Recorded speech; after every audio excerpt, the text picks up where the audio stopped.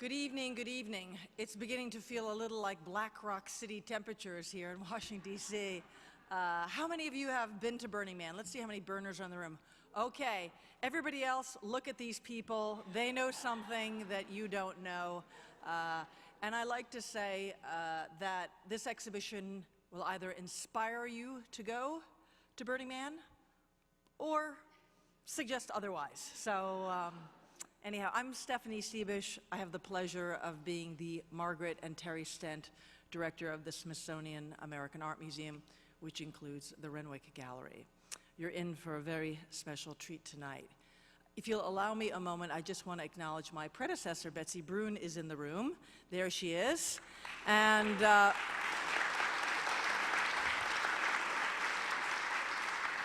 You did just what I needed, which was to thank her for green-lighting the Burning Man project, and then she wisely retired, and then I had to go. So, and I'm grateful for that.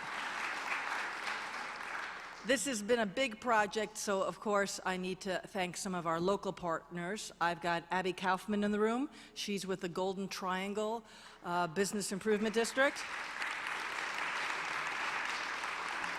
And those of you who are clapping know what she's done, which is go through the maze of permitting, persuade, work with wonderful artists, and host 6 outdoor installations as part of the Burning Man, sort of beyond the Renwick piece. And it's, I would tell you, the beginning of great things, too. And her boss is here, too, the curator of,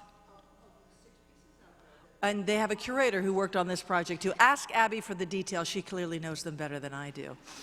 I also, again, want to pause because the Burning Man organization has had a significant loss, as you have read in the papers. The incomparable Larry Harvey, we were so fortunate that he came for the opening and we could thank him and he could be part of this special moment of bringing the magic of Burning Man here to Washington, D.C. So for those of you who met him or know him, kind of an American original. You couldn't make up his life, and he leaves a significant legacy, and I think we're all part of that legacy, so I just want to acknowledge that. I really just also wanted to grab the mic so I can thank my curator, Nora Atkinson. Give it up for Nora Atkinson.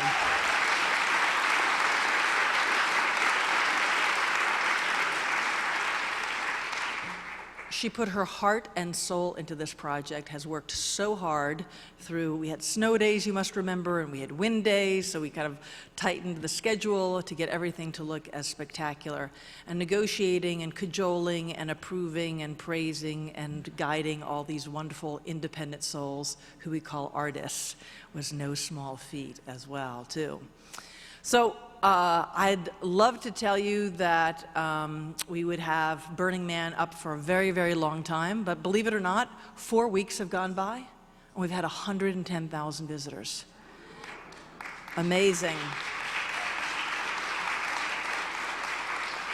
My father was an accountant. He used to tell me, don't give me one number, give me a number in comparison. So, for example, those of you who remember Wonder, again, the spectacular reopening of the Renwick, that saw some 90,000 visitors in 4 weeks. So, believe it or not, we are standing on the shoulders of wonder with this project. I have to admit, I'm losing sleep already as the secretary of the Smithsonian keeps saying out loud, great job, Stephanie, you and your team. It's amazing what you've done with Burning Man. What's next? What's next? So with your support, we'll do great things, and ask Nora, I'm sure she's got some good ideas. I want to, again, turn the mic over to Nora, who will introduce our fabulous guest, who is just a prince of a man, and we all fell in love with him as he occupied this space, transformed this space. This space is available to rent for special events, I'd offer, so spread the word. And then just in closing, just a shout out, I've got a colleague here. It's always nice when my colleagues are here from around the world and around the country. Carol White, who leads the Corning Museum of Art, dedicated to centuries of glass in Corning, New York. She's in the front row. Ask her anything you want to know about glass. And my good friends from Tacoma, Catherine Van Wagenen and Federal Judge Bob Ryan are here. Please give them a Washington, D.C. welcome. Nora, all yours. Okay, hi everyone. My name is Nora Atkinson. I am the Lloyd Herman Curator of Craft here at the Renwick Gallery, and I have the pleasure of introducing our guest for tonight, David Best. David Best is a renowned sculptor based in Petaluma, California. He earned his BFA from College of Marin and an MFA from the San Francisco Art Institute. His paintings, sculpture, art cars, and ceramics are found in many public and private collections, but he is best known as the temple builder, and you are standing inside one of his incredible creations right now, or sitting inside it, as it were. I think one of the real joys of this project was having David and his crew here for about a month to install this incredible work day in and day out, and the kind of spirit that we had in this place was overwhelming. So all of you get to see the final project, but we had the joy of being part of that, and I really thank David for that opportunity. In 2000, David and Jack Hay built Burning Man's first temple, the Temple of the Mind. I'm sure he'll tell you more about that in his presentation. As recognition of a need for sacred space at Burning Man, a temple has been built every year since then. David and his crew have been responsible for half of those temples. As you may know, as you probably know, they take months to build. They are filled with memorials during the course of the week of Burning Man, and at the end of that, they're burned in a cathartic release. So I hope I'm not sort of stealing David's thunder when I tell you, as he likes to say, that for the last 2 decades of his life, he has had very, very little to show for it. But in reality, these structures have touched hundreds of thousands of people. Pardon me, I'm going to be a little bit emotional about this work because it's very close to my heart as well. Since 2005, David has pivoted to building temples across the country and across the world. He's built temples in places in need of healing, such as Ireland and Nepal. He says that he built his last temple at Burning Man in 2016, and so his work is continuing on in other places. We're very honored to have one of his temples here in Washington, D.C., a place that I think is desperately in need of healing and in need of that kind of intention. And lastly, as Stephanie mentioned on a somber note, this place is all the more poignant this week. Pardon me again. As many of you have heard, Burning Man's original founder, Larry Harvey, passed away earlier this week. I didn't know Larry very well personally. I met him only a handful of times, but this is an enormous blow to the Burning Man community and to the world at large, and I hope that this temple will be a place for people to express that loss. Larry was here for the opening of No Spectators only a few weeks ago. He was all smiles. He got to see this new chapter of his legacy at that event. He was a friend of very many people. He was a mentor of many people, and he will be missed. So I am especially happy to invite David here tonight to talk about works like this that give people an opportunity to express those emotions, deal with those kinds of issues of loss, and the importance of what all of this is. And I invite any of you who have your own losses or are feeling this loss to leave messages here in the temple. And with that, I'd like to invite David up to talk about his work. Thank you.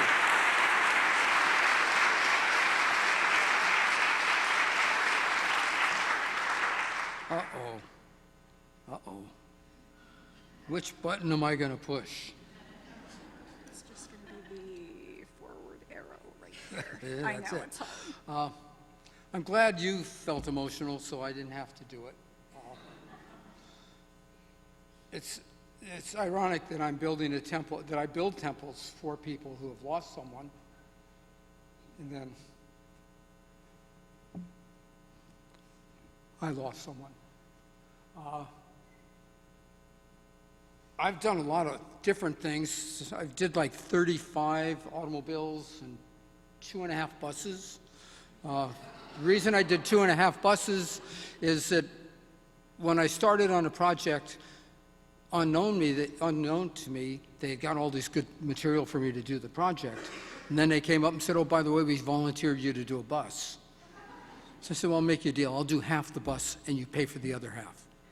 So they only did one half. So I did cars, decorated cars. The fish that's downstairs, the swordfish, is Larry Fuente. Larry and I have been friends for 50 years. We used to glue things together. He still glues stuff. So, this is one of my cars. This was done for a show in Italy. This is the back of one of my cars. I put that in because I really like that picture. I can't say enough about my friend Larry. This is one of my cars that we built, and it goes to the desert. I don't count that as my 38 cars. That's just the Burning Man cars. I never count as my cars. They're just kind of public art. Let me get myself for a minute. The unique thing about working in the Renwick, you said I was a prince of a man. You know, my crew felt so privileged to be here. And what I told the Burning Man organization, and I'll tell anybody that wants to know about the Renwick or the Smithsonian, is that it's a working class museum. You have people, you have a level of people, whether it's guards or directors or curators, that are all on the same plane. They all treat one another with respect and courtesy. The museum is not for sale. It doesn't cost anything to come here. It's open to everyone. It's a remarkable place.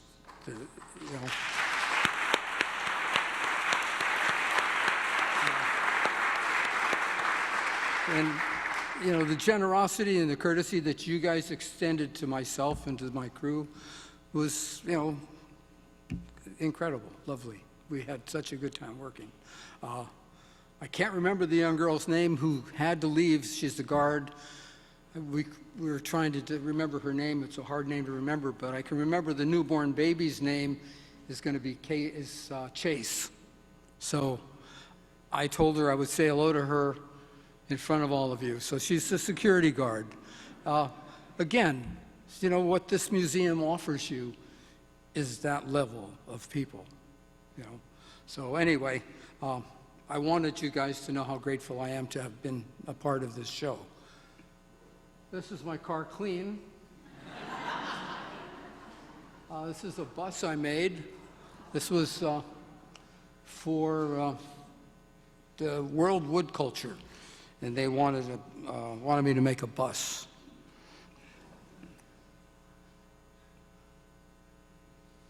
And it's just made out of wood.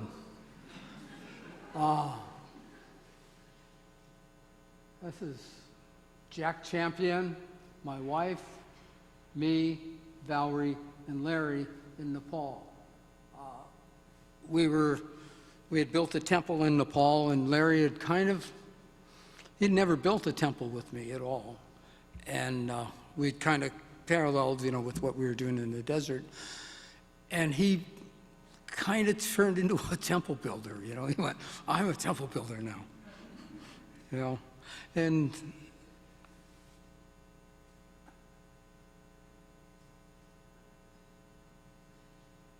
the irony of making something for people that have lost someone is like, it's what I do, you know.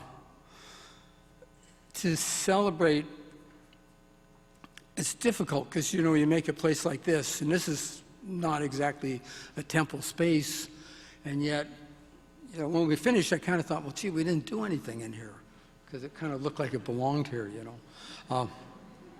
This is Larry with the goat. We all love that picture.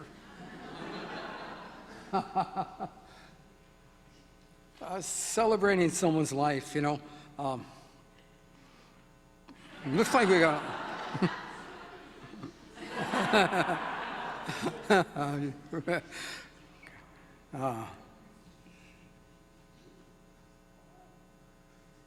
Very few people can put love through their eyes. you know? And he could put love through his eyes. So anyway, I wasn't gonna, this is not about Larry this night, you know, but in a funny way it is, you know. So I started doing temples by accident about, I forget how many years ago. I don't have a real record of time or how much gasoline costs or any of that kind of stuff. A kid I was working with was killed on a motorcycle, and the night that he got killed, the last thing he said to me, "Is there anything more you want me to do?" And I said, "No." And he went out on his motorcycle and was killed going probably 140 miles an hour. And at the cemetery, all Michael's friends said, you know, Michael would have wanted us to go to the desert. You know, we were kind of making something. We had no intention of making a temple. And so when we got to the desert, it became obvious that we were making a tribute to a friend that they had lost. You know? So maybe 50 people came and put names of friends that had gotten killed on motorcycles or someone died. And we just very unceremoniously threw a match and some diesel in it and set fire to it. Well, the next year, Burning Man asked me to come back and build a temple. And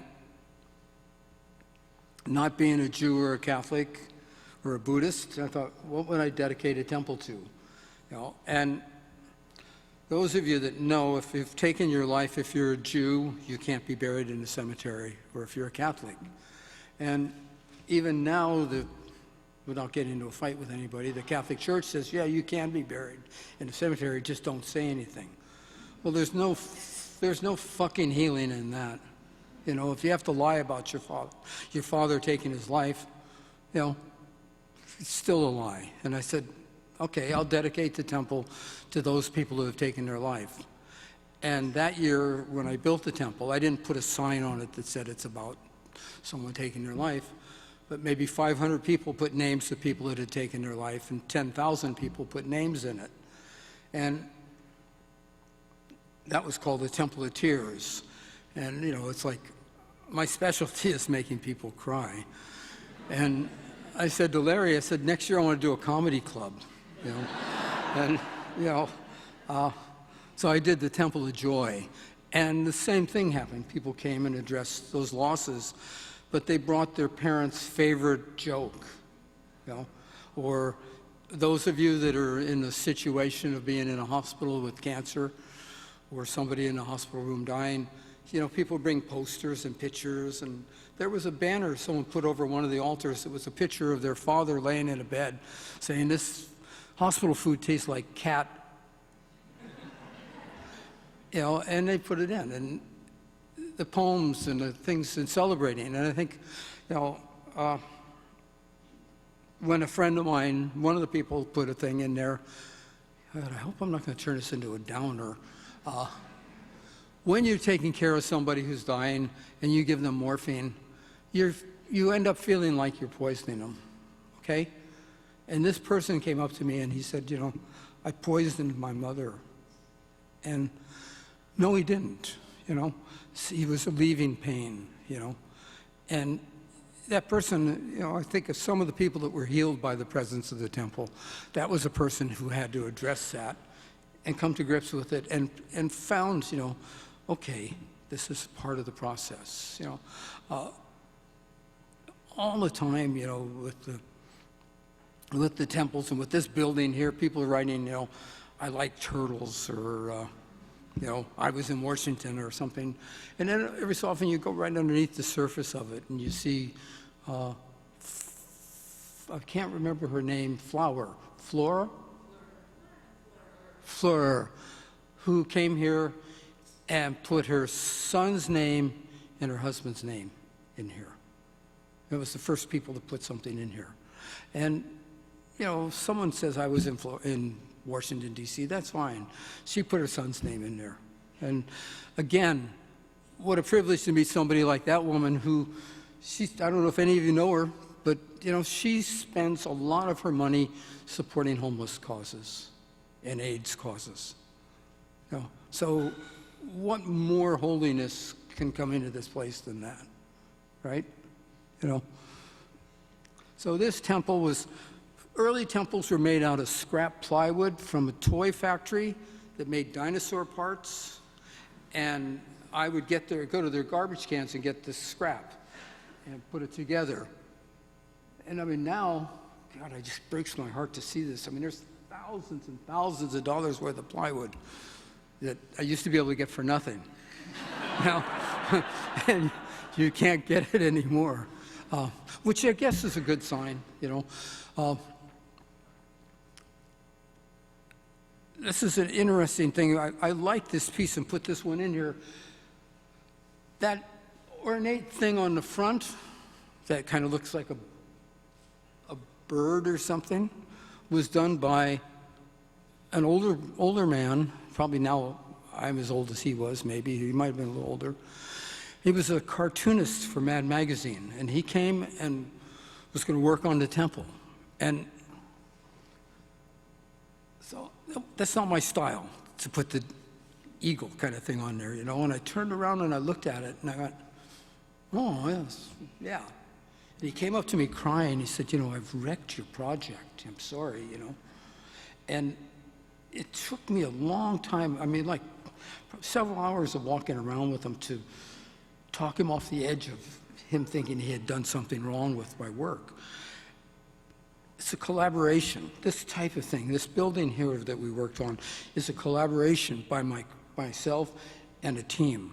And I could walk you around and show you places where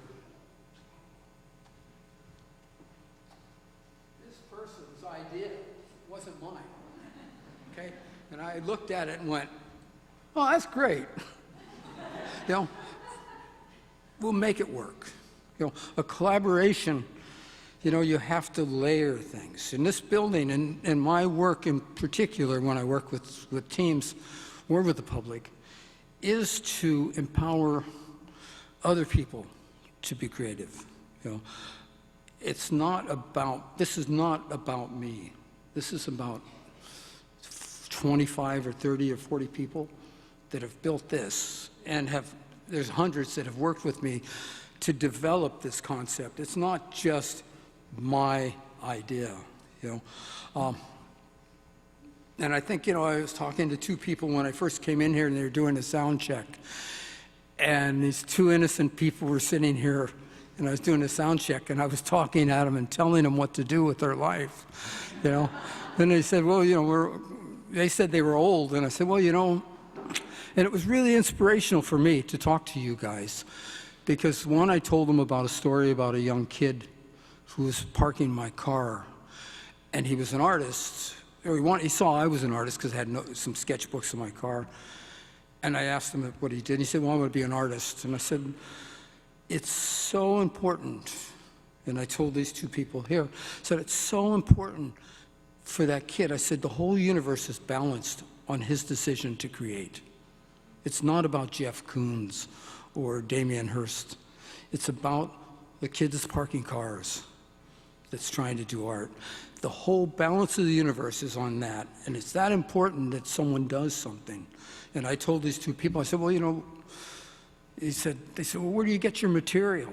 And I mean, you guys, I'm really going on this one, you guys. You're gonna have to hang with me. They said, well, where do you get your material? I said, look, I told them about a priest that I used to buy surplus Catholic church statues and stuff from.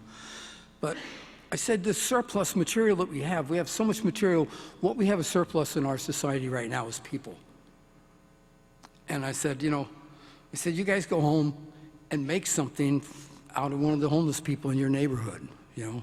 He said, well, I don't know if we have. And I said, you know, and I really forced you to think about where to find somebody to help, right? You know, and it's like making that whole balance of the universe is based on those kind of creative gestures that we can do. So anyway, I don't know if that makes a hell of a lot of sense. It probably doesn't. This is a long temple. This was called the Temple of Stars. It wasn't my name. Larry said, why don't you call it the Temple of Stars? So I always thought it was like Hollywood stars, you know. But it was, whoops. I'll try to go, I can't go back. It was a quarter-mile long, and it was It was based on kind of interesting. I didn't know what the hell I was doing. A lot of stuff I do, like I was just talking to an architect here in Washington last night, and when he walked out of the room, I said to the person that had him for dinner, I said, God, I don't understand a thing he said. You know, I'm not an intellectual. I mean, I admire people that can think and can create, but it was like over my head. And we had done this temple, a quarter-mile temple, and it was a long walk. You had to walk on it. And I was walking with someone, and we were walking the length of to get to the temple. And then we got to it, and I was like, wow, you know, I mean, it's amazing to make this kind of stuff, you know. And I was just like undone by it. And then I had to walk away from it. And this young girl was starting to climb off the walk. And I said, no, you can't. You have to stay and walk to the end. You can't turn around. And I was with someone, they said, God, that's what this thing is about. It's about, you know, in life you walk, you get to a beautiful part of life, and then you have to keep walking. You can't turn around and look back. And that's what that meant, you know? And God damn it.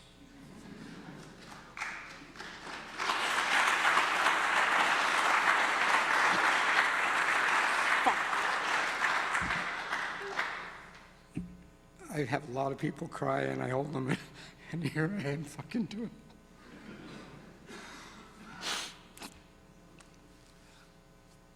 So I made a temple out of paper. I thought if I made a paper temple, other people could follow with me, you know. They wouldn't have to keep making the damn things that look like mine. So I thought, well, I'll make a paper one. That's about the dumbest thing you can do in the desert, right? You know? I mean, a paper temple with water-based paste, and then it starts raining. Oh, it never rains in the desert. And the whole thing started falling apart. And we just opened up a bottle of sake and laughed. So it was fun, you know. It actually, everybody thought, well, these just paper ones just going to vanish. It took longer to burn than the wooden ones. So it was, you know, talking about art and making stuff, you know. I was talking to an artist the other night. I was trying to communicate to an artist that was applying for a public arts project.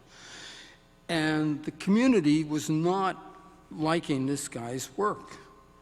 You know, and he was like, and he wasn't hearing it. You know, he wasn't hearing public art, you know, and art. You know, it's hard to listen. You know, someone asked me, these two people that I've been haranguing, said, well, what did you say? What was it? How do you keep going? Or what was the question? How do you keep going? Asked, how do you keep going? And, you know, you make mistakes. I mean, like this piece was really, when I look at it, I go, oh, God, why did I do that? And not everything you do is good, you know? I mean, it can't be.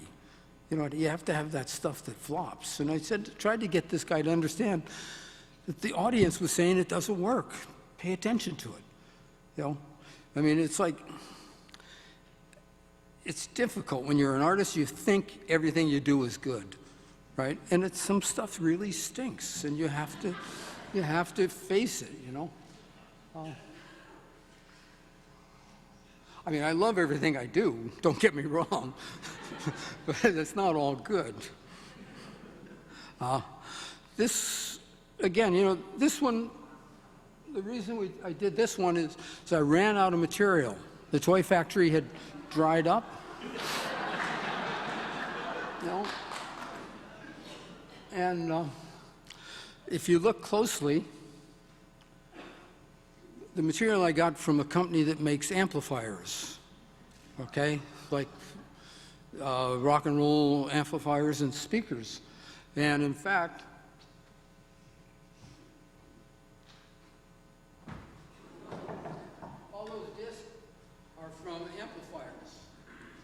So I still go to the garbage cans to get my material. And so that's why I ended up with vertical and horizontal, because I didn't have that organic stuff. This is, you guys are talking about the museum and crafts and American crafts and craftsmanship and decorative elements and all that. We use a term when I'm working with my crew, that when we're building something, like I'll look up, for instance, this piece over here, we need some more DBS. So the crew knows what DBS is. So I'll say, you know, someone, I forget who did that, Binky did that section. I said, well, Jules, put some more DBS in there. And then she'll come in, she'll get some material. DBS is decorative bullshit.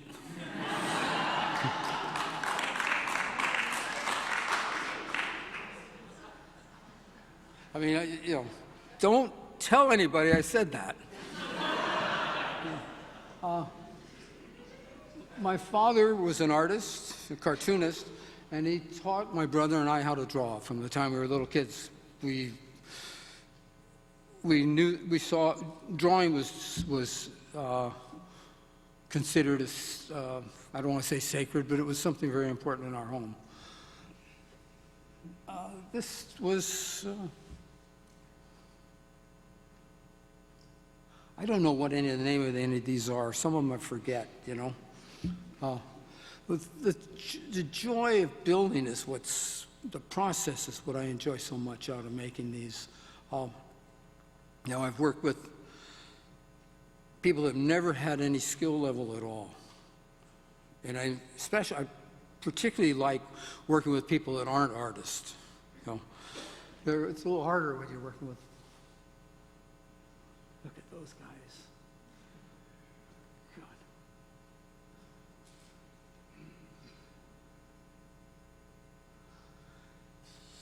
We have to put people back to work. People love working. People love to work, you know.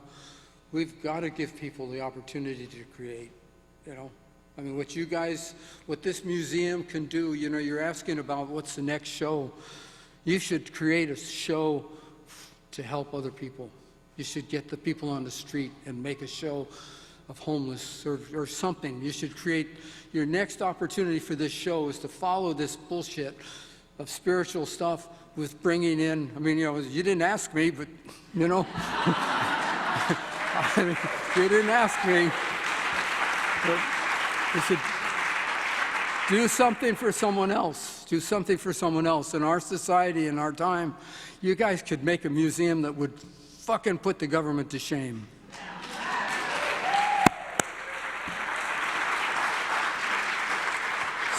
Sorry. I mean, I do speak from, you know, from my heart. You know, it's hard when you make stuff. Some of the early temples look like pumpkins. You know, I looked at it and it looked like a pumpkin to me, or because really embarrassing stuff. You know, and I started to get a groove. You know, I started to get a hold of the material and the rhythm of it. You know. I mean, I work with 100 people, and you know, when you collaborate with 100 people, you know, they infect you and affect you.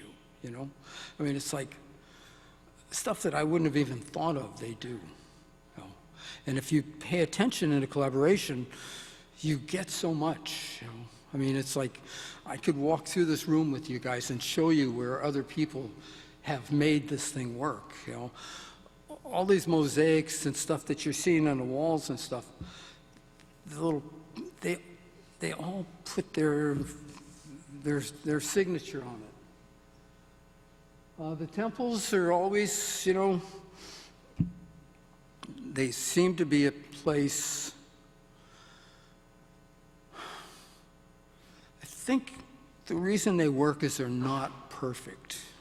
Okay, you know, it's like, no matter how hard we try, you know, we still, you know, you guys, the museum staff knew They watched me. It was like, God, when is that guy going to finish? You guys are, we got to get the doors open. We had as much material left that we could have still put on here. This is not finished, and it's poorly finished in many places.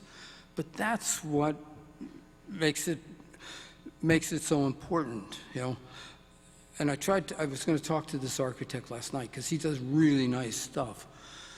But perfection, in my opinion, since you guys have come here to hear my stuff, my opinion is that perfection is what's kept young women bulimic, and perfection is what kept men wanting cars over their wives, and young kids stealing tennis shoes from people. That perfection and that level of craftsmanship at the expense of people, And the temples should always be funky. It should always be made out of garbage. It should not be expensive or valuable.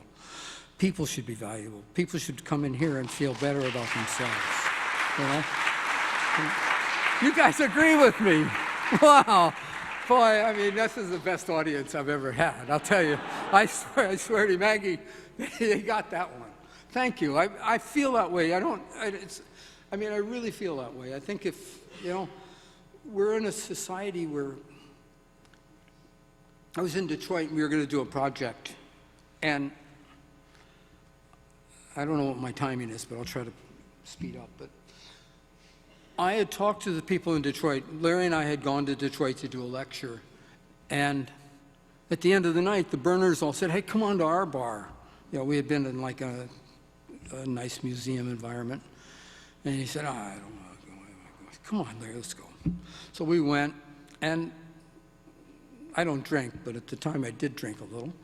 And we got the kids drunk and said, "Let's steal some car parts and build a temple in Detroit." And there's a couple lessons in that one. 3 lessons. I forgot about that one. So a year later, they came back to me and said, "We've got a nonprofit, and we want to build a project in Detroit." Well, I went there, and I forget exactly how this is going to come around, but it might come around. I said, "Okay, we're going to get some car parts." So I got the name from Bill Ford, who's the president of Ford Motor Company, and he gave me the name of Joe Smo from American Axle. Now, if Bill Ford is Moses, then Joe Smo from American Axle is God, because they provide the axles for all the automobiles, General Motors, Chrysler, Ford. So I left a message. I called, and his secretary said, "Well, I'm not going to put you through until you tell me how you got this name." And I said, "Well, Bill Ford." So that's a big deal. So they put my name to this guy, and he said, I left a message on his phone. I said, "Hi, my name's David Best. I'm a horse's ass, and I want to do a project in inner city Detroit, and I need some steel." Well, I got home to California, and the best rejection I've ever had. I mean, it kills me that I erased it. "Hi, this is Joe Smo. I'm not interested in your project. Thank you." Well, if I had gone, I went back to Detroit, if I had gotten steel from Joe Smo, and if you were a person of color, you'd say, "Sure, they give that asshole all the steel he wants, and we're collecting tin cans on the street." And I forget how the story goes. So we went back and built it of no value, okay? I went back and apologized to the community and said, if we're going to build something, it's got to be cheap. It can't cost a lot of money in the face of homeless people and of people collecting tin cans on the street, And this gets me in trouble with a lot of artists because I don't think art should cost that much money. I think if we're going to spend $1 million on a piece of art, we should make a homeless shelter or a classroom, And I mean, it's, no, you can't spend $5 million, $15 million on a piece of sculpture. You just can't do it. You just can't do it anymore. And someone brags to me that this piece of sculpture costs $13 million, and I said, "That's a fucking hospital." You know, you spend $13 million on a piece of sculpture. Apologize, God damn it. And, you know, boy, I didn't think I was going to be a rebel rouser tonight, but I mean, those are really things that I feel. And I mean, it's like, I think, you know, I was at my friend of mine's house when he was dying, and his son said something about, my father won't be able to hear a dog bark or see the moon. And it was his father talking through him, you know. And I think, God damn it, Larry's making me do this, and not me. Not my fault. I'm passing the buck, okay? Sorry. No, not sorry at all. Maggie asked me what I was going to do, how I was going to deal with talking about Larry, and it's like, we all have friends that we've lost. You've got your mother that you're still thinking of, or your father, or your friends.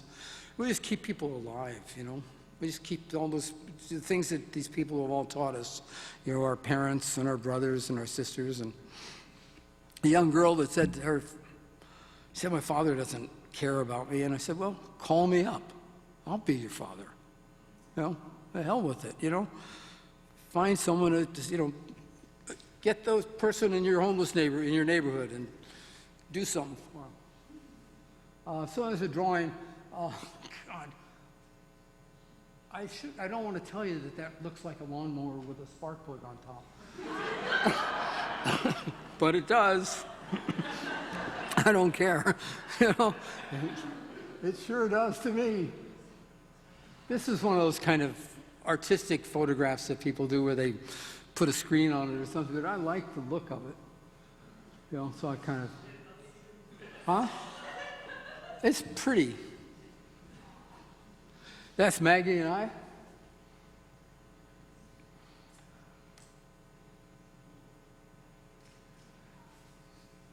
Someone asked me what I thought about when the temples are burning.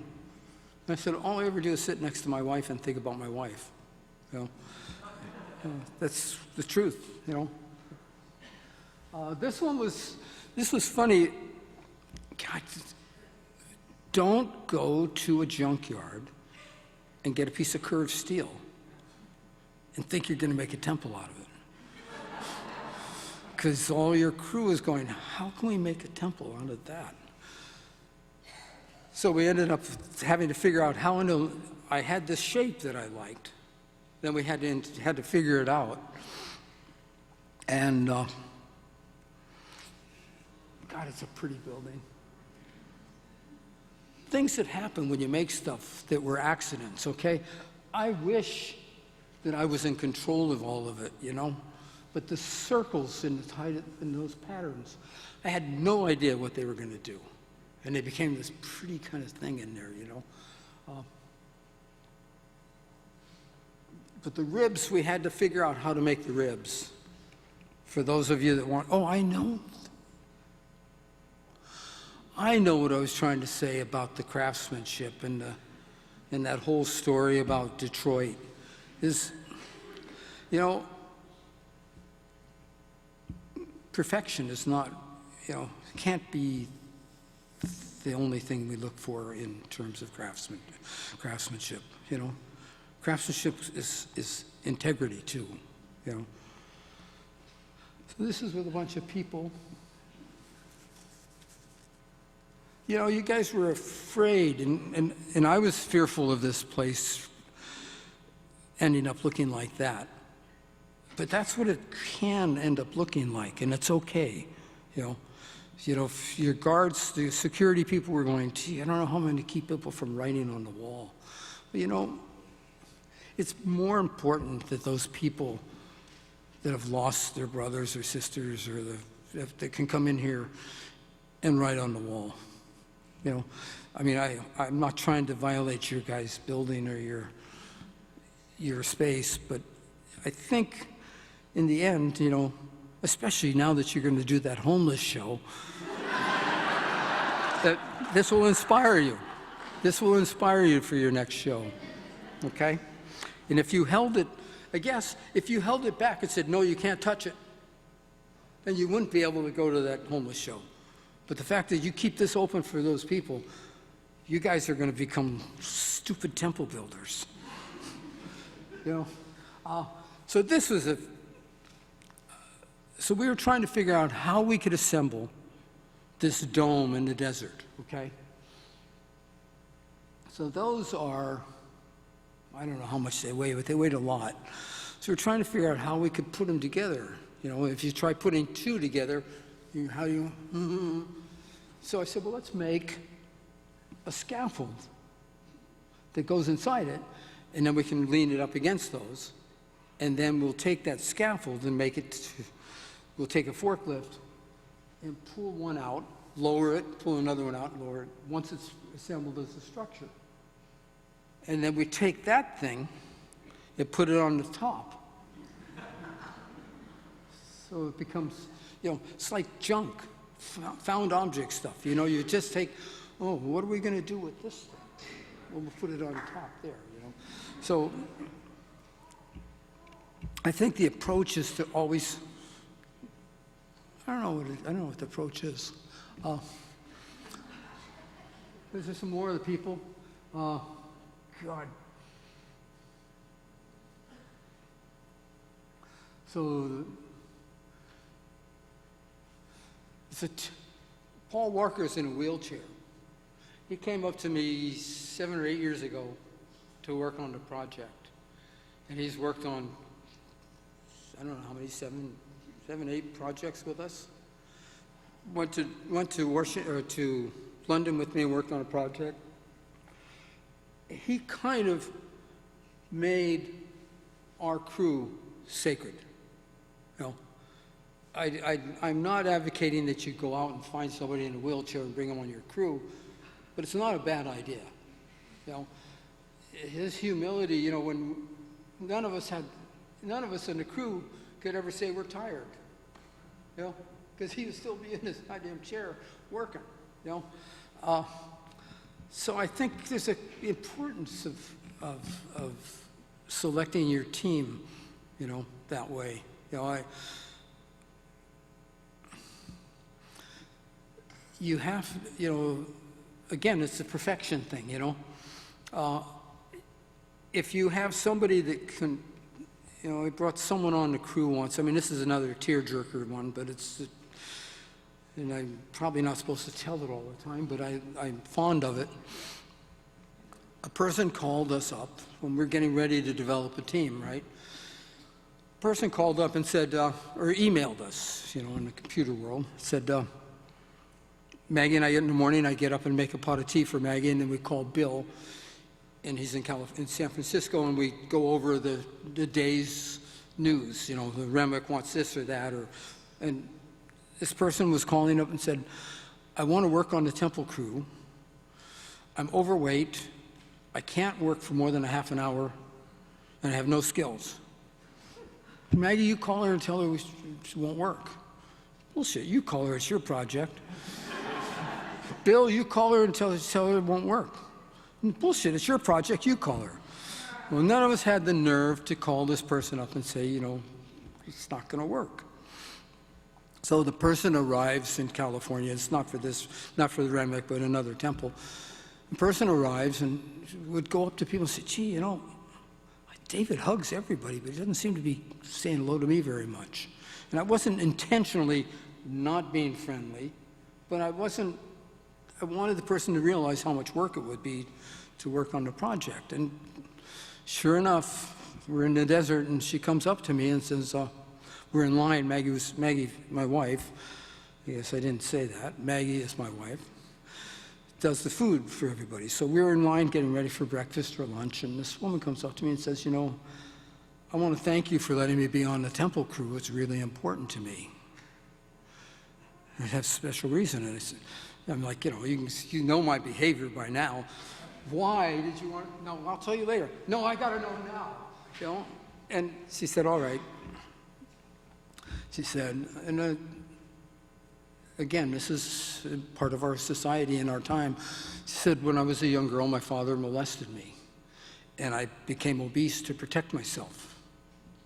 And she said, I tried to kill myself 2 times, and my neighbors, friends of mine, you can start to understand her economic, social level by the way she was talking. A Filipino, Hispanic, and a Chinese kid stole their parents' car to take her to the hospital to have her stomach pumped. And she said all three of them died in a house in a fire, and I came to build a temple for them. Now,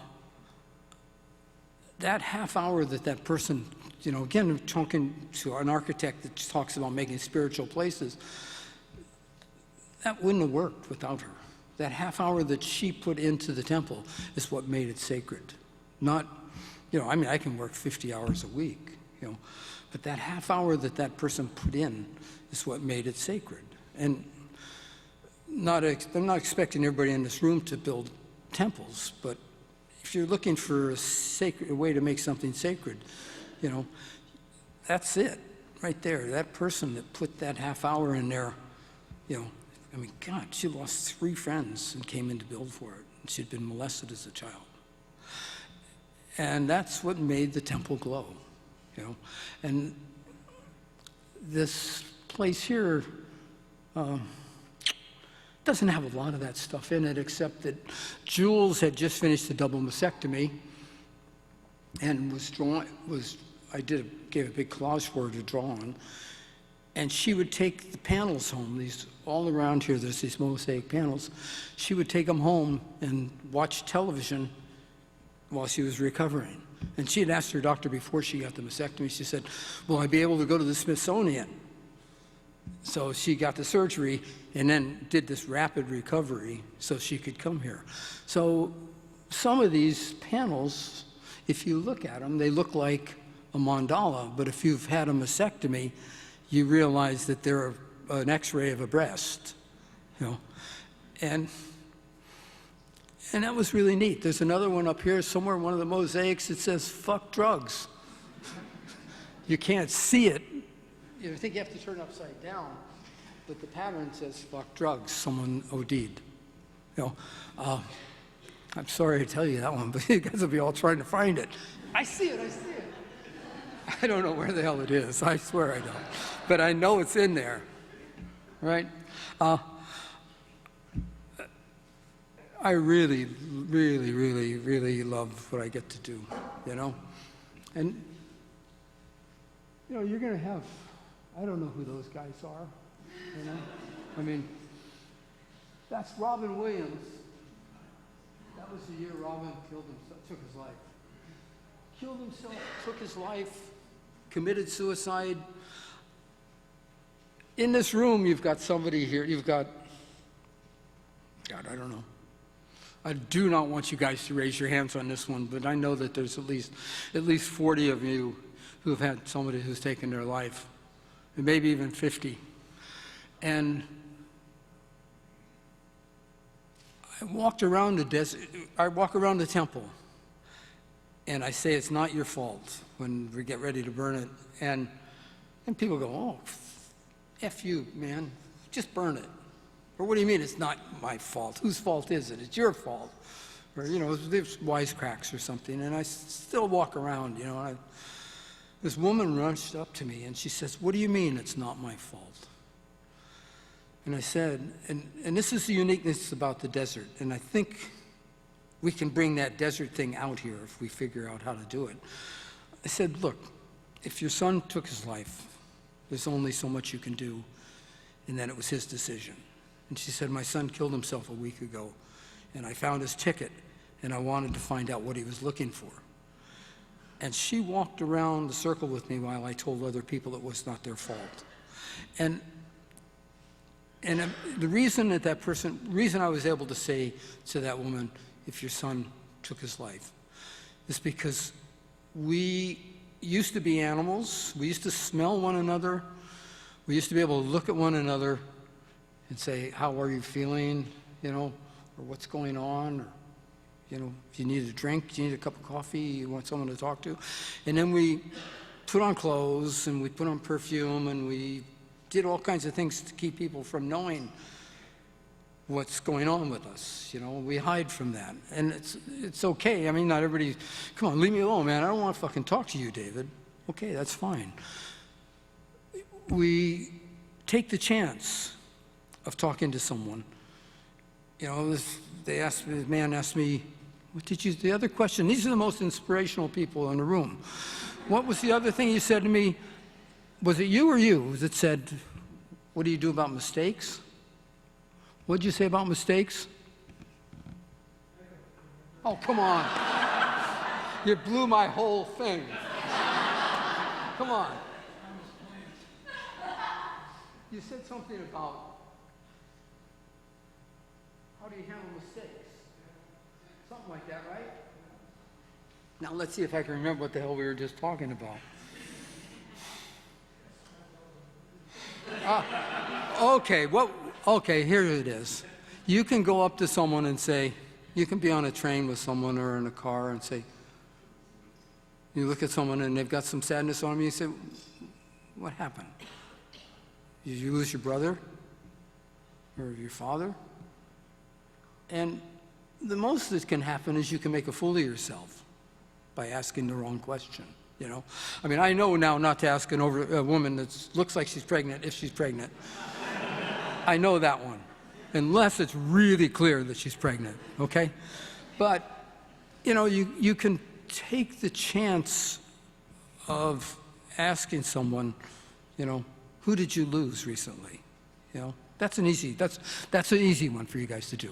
Practice that one next time you see somebody that looks sad. Say, who did you lose? Well, I didn't lose anybody. I asked someone that the other day, who did you lose? And I didn't lose anybody. So I said, my nephew just OD'd. He didn't lose anybody, but his nephew just OD'd and died. So, you know, embarrassment is, I think, the thing of the circle. What was the hell was I talking about? You ask someone, uh-oh, here Maggie's going to tell me when I'm talking too much. Oh, God. I can wind it up? Okay. What's our time limit? I'm going to get you guys in trouble. This temple, I decided that because I couldn't get the plywood in the budget, I thought I would use scrap wood, 90% scrap wood. And what I did is I found a pallet factory that had scrap wood. And we made the temple out of old wood, and then we stained it using vinegar and stainless steel wire, steel wool. So if you get a pad of steel wool, put it into a gallon of white vinegar, leave the cap open for a day, it oxidizes, and you use it as a spray, and it gives you this really pretty, rich colors, okay? And this is a direct influence of the early picture of Larry and I and Maggie in Nepal. And the colors, this was directly influenced from being in Nepal. And this one was the biggest temple I ever did, and people kept coming up to me and saying, gee, it was so small. The audience wants more, you know. Come on, play Stairway to Heaven one more time.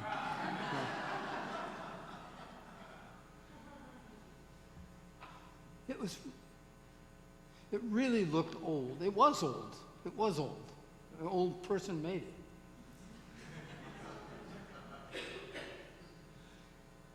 There's writing on the spire. We always write people. The crew gets to write the names of people on the spire when we put it up. And we didn't do it here. That's not fog, that's dust. This one was hard to let go of, you know. It was really pretty. This is a public arts thing. I'm going to go fast because I think I'm running out of time. I don't wear a watch, so you guys are going to have to put up with me. I think this was the Detroit Dream Project. This is the one where I went to Detroit, and we were going to make it out of steel. And, you know, I got caught on it, fortunately, you know. The other message, the 3 lessons of the Detroit thing are, 1, when you're going to do a public art thing, you have to ask the community what they want. Or else you're just an arrogant artist coming in and projecting your ego on them, you know. And they didn't want some metal bullshit that I was going to do. This was was an interesting project in that nice things that happen.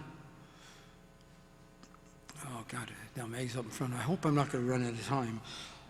This man was in an all-black community, and this man, his name was Washington, came up to me, and he said, well, what is this you're doing here? And I said, well, it's a temple, but I'm going to call it a gazebo. Because politically, we would have gotten in trouble calling it a temple in inner city Detroit. I said, it's a gazebo. I said, but really, it's a temple. I said, well, what's a temple for? And this man was obviously a Baptist minister, and it turned out he was. And I said, well, if you have somebody in your community that's got a scholarship, you can come and celebrate that scholarship in this place. I said, if you've lost somebody, you can come and have a funeral in it. And he said, well, my brother just died in prison, and we're going to have a ceremony in my church, inside my church. And I'm going to temper my language because this is going out. I said, what the? Are you having a celebration for your brother inside? I said, have it outside here in the open. He's been locked up in prison all his life. Sir? No. Okay, well then at least I want you to put his name up on top. We had a lift there, and Bill Cottings was running the lift. So I'm afraid of heights. I'm not going to go up there. I said, are you familiar with the gospel song, A Closer Walk with Thee? He said, yes, I am. I said, well, if you go up there, you're going to be closer to your Lord, and your brother's going to be up there with you. He said, you're going to make me go up there, aren't you? I said, yes, I am. And they got Bill in the lift, and he went up, and he was terrified to go up. And, it's tall up there. And he came back down and said, you changed my life. And that was a real, the treasures I have, that's one of my treasures, that man, he did that, the young girl that was overweight, and that's a treasure. I was asked to do a thing. I was talking to these people about lessons. Pay attention to the red flag, okay? If you're going to do something and there's a red flag, don't do it, So someone asked me to do a art show. They were doing a water theme, and they said, I got two people up here looking at me with the clock. Oh, man, and I can't talk any faster. They asked me to do a theme. And I said, well, what's the hook? What's going to get me to do it? And he said, well, a little girl just drowned in the estuary. I said, I'll do it. So we had 3 or 4 fathers who had lost daughters work on the piece. The father who had lost the daughter in the estuary, one of my friends who lost his daughter, I forget who a father's daughter got killed in a car, and I can't remember who the 4th one is, and the fireman that found the little girl in the water. And they worked on that. And guys, just was so rich. It was so rich. It didn't matter what the damn piece looked like.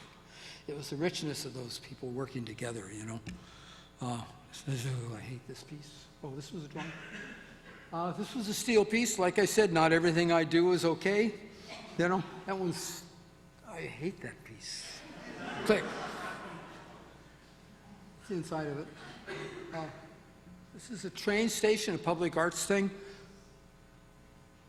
Smithsonian Best Racing Team. Oh, God, you guys want to hear about cars? I love cars. So this was a big steel piece. This one was pretty. I like this one. I didn't, San Rafael Market. I'm going to hurry up on this one, but I was asked to do a public arts piece in San Rafael, California. And this is a good lesson for you guys. So I said, okay, where am I going to do it? I didn't want to do it in the park. I said, you know, I'll do it in there's a neighborhood, a Hispanic neighborhood where a lot of prostitution, drugs, and the Hispanic workers used to meet to get work. And I said, I'll do it there. I said, well, we'll get you in a park. I said, no, I don't want to do it in a park. So they had a Mexican market, and they said, okay, how about you do it in this Mexican market? So the owner of the market said, sure, I'd love it. So we started building it, and it turned out the person that owned the property, if you can figure, didn't like Mexicans and owned the property where there was a Mexican market. Anyway, my crew, someone, a newspaper person, said, what are you going to do with this? I said, well, we don't like it, we'll burn it. No, you don't say that to the newspaper in the public arts place. The next day, the city of San Rafael came and shut me down. But that night, I went home and got Mary and brought her and put her inside there. And I put the stop work thing in Mary's hands and opened it up and said to the Mexicans, I'm illegal, Mary's illegal, you're illegal. Go inside. And they went in and prayed. And the city of San Rafael bailed on me, right? They really, as soon as they heard fire and lawsuits and stuff, they backed away. 3 different TV stations came up to me and said, how do you feel about the fact that San Rafael bailed on you? I said, no, they didn't bail on me. They're disappointed. They wanted it to happen just as much as I did. Well, the truth was they did bail, but I didn't say that. I said they tried really hard. So then the mayor of San Francisco called me and asked me to do a piece in San Francisco. If I had said that the people did that, the fact that I lied but took the high ground, that's the way you have to do it. You know, you just have to take the high ground for the sake of getting your project done, you know? Okay? This was the piece, and this was the first, this is the thing maybe this Renwick can use. We created a permanent temporary art site, okay? That means, and for the Golden Triangle, if you say you're going to build a permanent, temporary art site, you can put a piece up that doesn't have to go through all the red tape, all right? It's only up for 6 months, right? And you can put it up, and then if it comes down, if people hated it, it's only up for 6 months. If people loved it, you can do another one. So Gavin Newsom, who I hope to hell will be our next president someday. Gavin Newsom is a politician. So I said to Gavin Newsom, we were working with the Burning Man organization, the city of San Francisco, and the Arts Commission, and I said to Gavin Newsom, repeat after me, you guys, permanent temporary art site. Everybody say it. I had him say that 3 times, and he became a politician and made a permanent temporary art site. So you just plant the seeds in someone's head. Homeless art show, Renwick. Say it. Do it. Yeah, you guys are going to be in trouble. I can't wait to hear the tweets that are going to come out of this show. Okay, I'm going fast now. Northern Ireland changed my whole game. They didn't know who Burning Man was. They didn't know who David Best was. We went there and built a temple, and the Protestants and Catholics worked together and built it. And it was in the snow in Ireland, cold. My crew, Jack Champion was in the snow and said, what am I doing here? Freezing cold. We worked with, I had volunteers. I brought my crew over, and then we worked with volunteers in Ireland. I screened people, and then we would work together. I don't know how many of you, if there's anybody in here, this one you can raise your hand. Does anybody here work with Down syndrome people? 2, 3? I mean, if I don't believe in God, I do believe that those people have been blessed with something that most of us don't have, you know? And they just, the joy in which they worked together with us.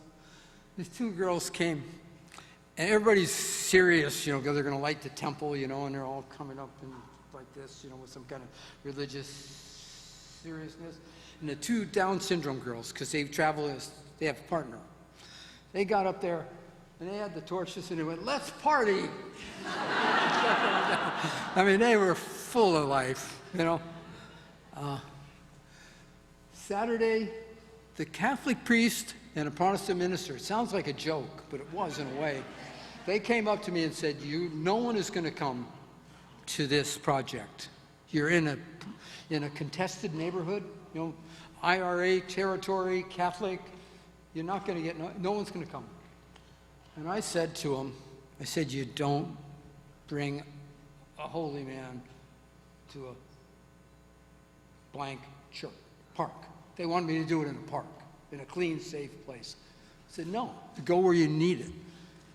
The first, and there was, I forget, the population of Derry was like, what was the population? 60,000. And like, how many? 50,000 came? So 50,000 people came. The first day, 900 people came, 23, ended up with, you know, it was like a pilgrimage. They had something to forgive. You know, one of the persons that worked with me had blown up a third of Derry. He was an IRA man. He was now working for the peace cause. One of the people, their father was killed in Bloody Sunday. One of them, an English soldier, his family was blown up in London. Just people want, I guess, so I'm saying, just, you know, 2 things. I'm saying people want to work and they want to forgive, you know? And if you make that available to them, you know,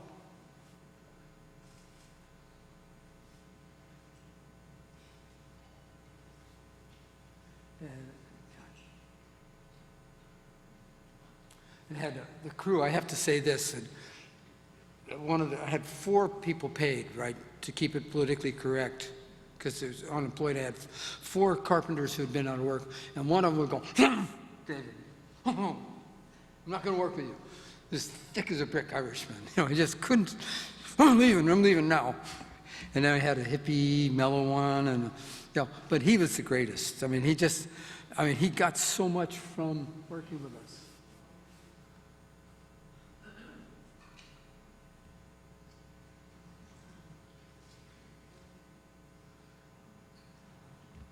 Yeah, and there's only one glow stick in the whole thing.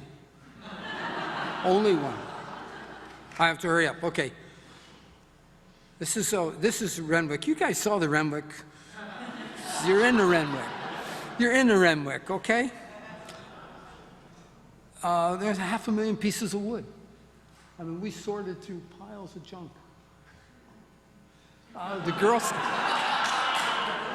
The Girl Scouts had part of the warehouse, so I made a deal with them. I'd do a lecture. I'd talk to the Girl Scouts if they would give me their empty boxes. And right at a time, what an incredible thing, right at a time where young women are so challenged, you know, and here were these young girls, and I'm just like, my adrenaline level sometimes is up there, you know, as you guys might have noticed. And I had to talk to some Girl Scouts about women's rights, you know, and I said, you know, you can do whatever you want. You know, Renwick, at the Renwick, well, you know, if I were running for an office and I wanted to get the Renwick people behind me, I'd say all these good things about you guys, you know. But I mean it. I swear to you, I mean it. I loved working here. I loved all the staff and the people and the guards and the security and David Gleason. You know, it just was you made this project work. The Renwick people made my part of it work, and you made the show itself work, you know. I think this is it, the end of the thing, isn't it? I'm going fast because I'm supposed to open it up. Who's that? Huh? Where are you? She's over there. Thank you. Huh? Look at you guys. Huh? The Renwick people. Oh!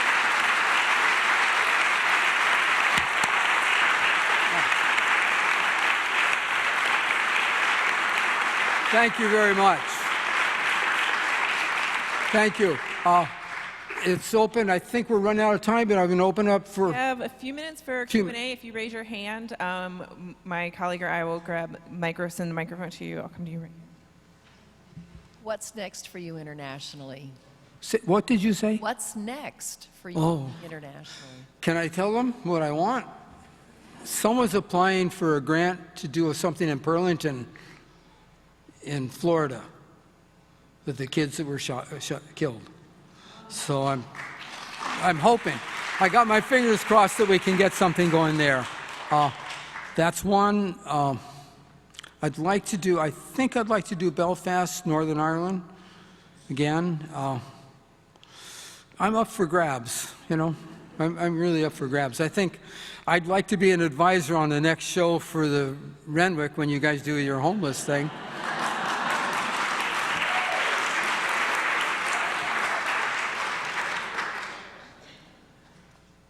Can you offer any wisdom to an artist who's hoping to create more public art based around healing and gathering people and struggling with the granting process? Looks like you got a baby. All right. Thank you. I think you asked me for some advice about something, is what I heard. Could you tell me what you said? Accessing public grants. Do you work with grants mostly? I don't know how to do that. I have a nonprofit that I just started, and I think you just have to do it. You know, I don't know how in hell you can get money. You know, I don't know how to, I don't think I can give you that advice. I think start small and just like be a guerrilla, you know, and just go out there and, you know, find these two people. There's two people up in the front here. But if you come up here and talk to them about doing something, then the three of you can make something happen. Okay? There they are, right there. We came here just to watch this guy. We didn't want to get into something like this. Another question? It's not a question. I just want to say thank you for making Burning Man so personal. Huh. I know you won't claim credit for all of that personal, but over all the years that I've been to Burning Man, between 97 and 2016, I can't leave without being at the temple. And it makes it personal, and just thank you for that. Thank you for that love that you give everybody. You're welcome.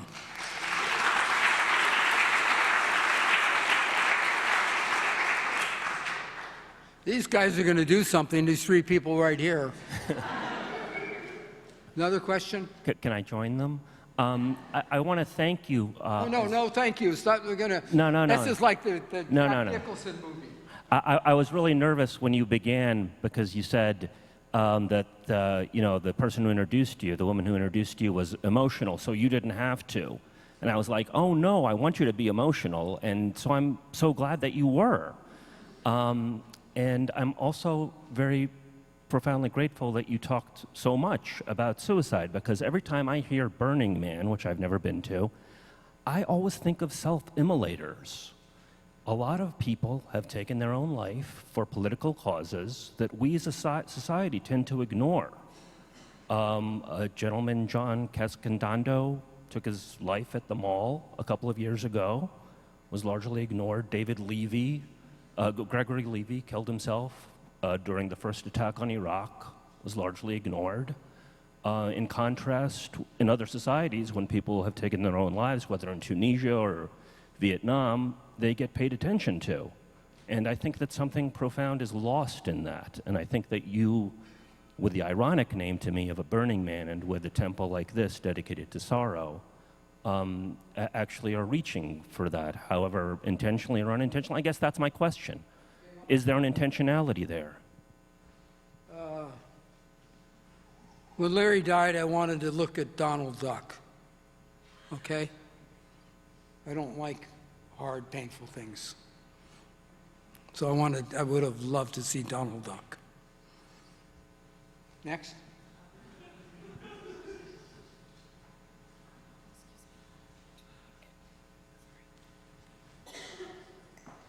Hello, very quickly. I'll do a background and then a story, but very quickly. Yes, absolutely. So I was born in California, raised in Nevada. I live here. I work across the park. I had never been to Burning Man because my fellow Nevadans that I grew up with said these are the outsiders that come in and invade Nevada. But I happened to be in Reno last Labor Day and saw the exhibit of Burning Man there. I came to opening night here. I spent about 20 minutes with Larry Harvey, who I didn't even know who he was, but we had a great conversation, and I subsequently Googled him and found out everything about him, including that he was adopted and felt like he was an exchange student in life, and I was adopted, so I related to that as well. But my question for you is Burning Man passé? The woman who introduced me to Larry Harvey said, no, it's just a matter of timing. When is your time to go? So what are your thoughts on that?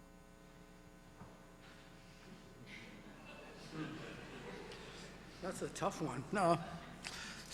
I'll switch it on you. Someone asked me, someone said, is Burning Man an exclusive thing that costs a lot of money and it doesn't have a lot of, doesn't reach out to poor people and starving people and hungry people and all those things? And I said, I don't reach out to starving people. I said, I've got a new truck. So I can't answer that question for you on that, what anything's going to do. I know what, I'm pushing on these people in the museum to do something about homelessness, and now I'm going to have to go home and figure out what the hell I can do. Does that answer your question? We have time for one more question. I saw that hand first. Right. Sorry. Hi, David. When the American Visionary Art Museum brought you to Baltimore to build an art car, I was the guy who schlepped you around while we scavenged pieces. I helped you. You allowed me to drive the car in the art car parade to Artscape, and it's been a great pleasure to be here tonight, and I want to thank you for the collaboration that I was able to do. My artistic ability is putting a pencil point on a piece of paper, but now I've got some collaboration in a major museum in Baltimore. Thank you.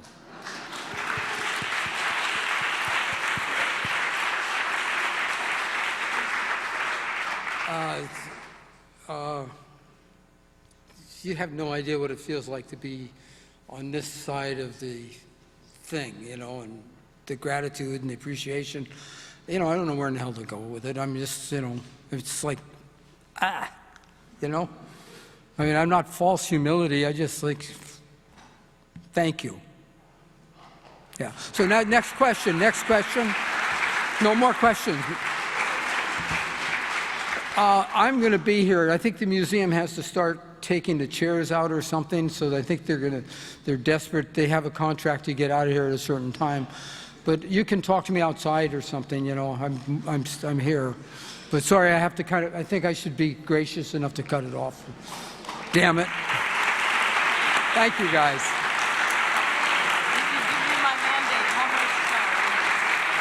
You can see it. Huh?